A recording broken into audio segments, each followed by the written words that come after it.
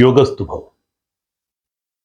हम देखते हैं कि हम अपने जीवन में हम सभी एक पूर्णता चाहते हैं, आनंद चाहते हैं, प्रसन्नता चाहते हैं, खुशी चाहते हैं।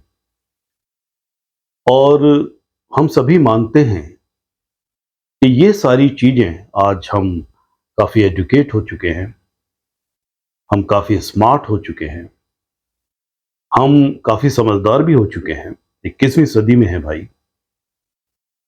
और ये मानते हैं कि ये खुशी, ये आनंद, ये पूर्णता हमें केवल भौतिक चीजों से ही नहीं मिल सकती।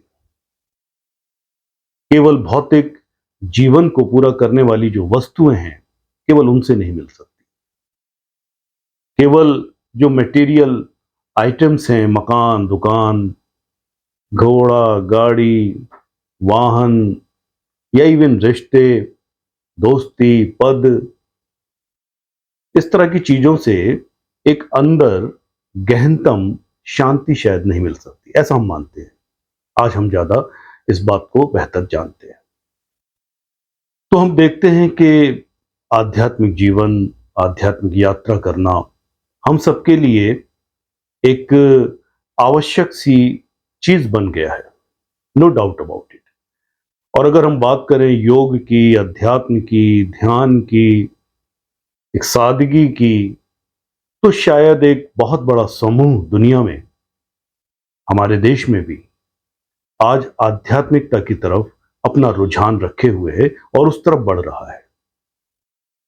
और इसके लिए कई प्रकार के मेडिटेशन, ध्यान, क्रियाएं, योग के बहुत सारे विभाग, बहुत सारी फिलॉसफीज, बहुत सारे तरह तरह के न्यू एज मास्टर्स, ये सब हमारे आसपास हमें दिखाई देते हैं।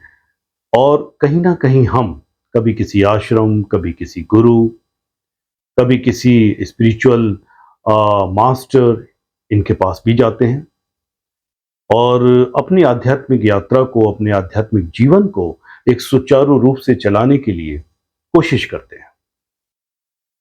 देखा जाए तो इस 21वीं सदी में बहुत कुछ बदल रहा है, हमेशा बदलता है। परिवर्तन एक नियम है प्रकृति का, तो बदलाव तो आएगा ही।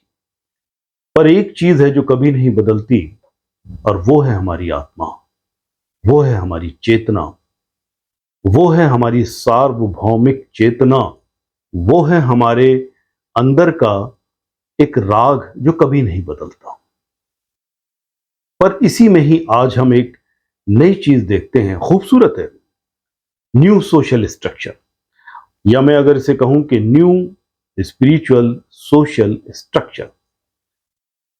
सोशल भी और स्पिरिचुअल भी, दोनों तरह से। और ये स्ट्रक्चर है ट्विन फ्लेम जर्नी का। यस, अध्यात्म की एक यात्रा, अध्यात्म का एक उद्देश्य, आत्मा का एक उद्देश्य, इसके जरिए भी प्राप्त किया जा सकता है। Twin flame journey, a new social structure, a new social change, a new social revolution in spirituality. और ये बहुत खूबसूरत है। जितना धीरे धीरे मैं इसको जान रहा हूं, जान पा रहा हूं, ये भी हो सकता है, क्योंकि परिवर्तन प्रकृति का नियम है, उसकी डिमांड है, उसकी मांग है। पर यहां पर एक बात देखने में आती है कि जो ट्विन फ्लेम जर्नी है, जिसमें हम ये जानते हैं और ये मानते हैं कि हमारे कामिक रिलेशन होते हैं, हमारे दैवीय रिलेशन होते हैं, हमारे जो रिश्ते होते हैं और लोगों के साथ हमारी आत्मा अपना एक एजेंडा लेके आती है। इतनी बात हम जानते हैं, हम कहाँ पैदा होंगे, हम किस परिवार में रहेंगे, किस परिवेश में पलेंगे, कहाँ से अपनी यात्रा शुरू करेंगे, हम किन गुणों से, किस टेम्परामेंट से, किस एप्टीट्यूड से, किस साइकी से बने हुए हैं, हम किस तरह से इस जीवन को, इस जीवन में चलते हुए इसकी पूर्णता की तरफ जाएंगे। इसी में ही ट्विन फ्लेम जर्नी का भी जिक्र होता है आजकल बहुत ज्यादा। और ये बेहद रोमांचक तो है ही, साथ में कहीं ना कहीं मीनिंगफुल भी है, अगर इसे ढंग से समझा जाए और ढंग से इस यात्रा को एक अच्छे कुशल निर्देशन में पूरा किया जाए। कहते हैं ट्विन फ्लेम जर्नी में कि दो आत्माएं, या वो तो ये कहते हैं कि एक के ही दो पार्ट, अदर हाफ, ये अगर पास आते हैं, कोई दो आत्माएं जो बहुत इंटेंस क्लोज रिलेशन रखती हैं वो पास आते हैं, तो एक पूर्णता बनती है, नो डाउट अबाउट इट, बिल्कुल बिल्कुल बनती है। और इसके लिए कुछ उपाय भी बताते हैं कि ऐसा हो सकता है, ऐसी यूनियन हो सकती है अगर किसी वजह से आपकी आत्मा में खालीपन, एक एम्प्टीनेस, आपकी आत्मा में एक उदासी है, या वो एक किसी चीज को लुक फॉर कर रही है जिसका पता नहीं है, और यदि वो वैसे ही संवेदना, वैसे ही संवेग, वैसे ही तीव्र रुझान किसी और व्यक्ति में, किसी और डिफरेंट जीवात्मा में मिलते हैं और वो दो पास आते हैं, तो कहीं ना कहीं कोई पूर्णता होती है, इसमें कोई किसी तरह का संदेह नहीं है।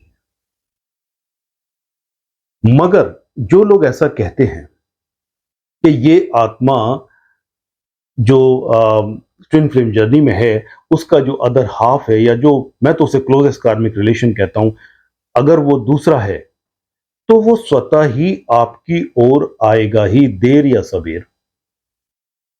अब अगर मान लो कि उसे हमें टाइमली अपने जीवन में लाना है सो दैट हम अपनी जर्नी अच्छी तरह कर पाए, तो बेहतर है कि आप अपने पे काम करें।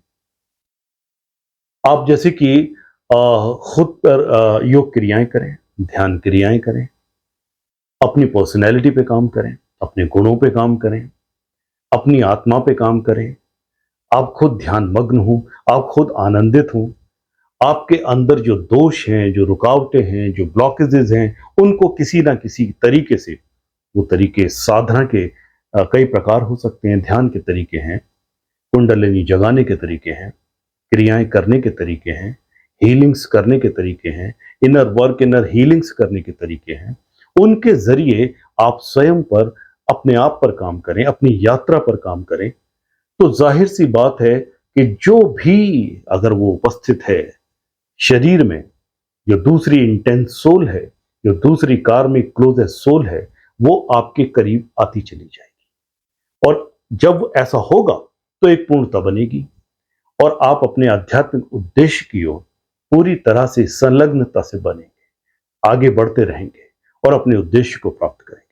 तो बस मैं इस न्यू सोशल स्ट्रक्चर के बारे में यही कह रहा हूं कि of course this is a new spiritual change in your life and you must take it very positively, और स्वयं पे काम करके हम अपनी आध्यात्मिक यात्रा पूरी कर सकते हैं इस ट्विन फ्लेम जर्नी में। योगस्तु।